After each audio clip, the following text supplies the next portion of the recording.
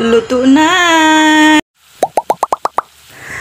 Hello mga kaludes all over the world. Kumusta po kayong lahat? Sinipag po akong mag-video ngayon. Gusto ko pong i-introduce sa inyo mga ludes ang ibang paraan sa pagluto ng manok para hindi po lang po tayo puro adobong manok at saka tinulang manok. Ito po, ang niluto ko po ngayon ay tinatawag na kinamatisang manok.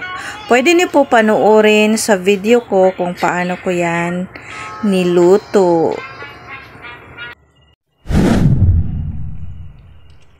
Taghan na di kayo.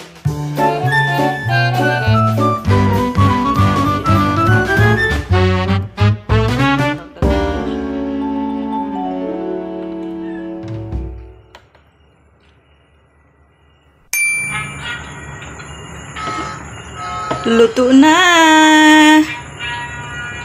Time to eat!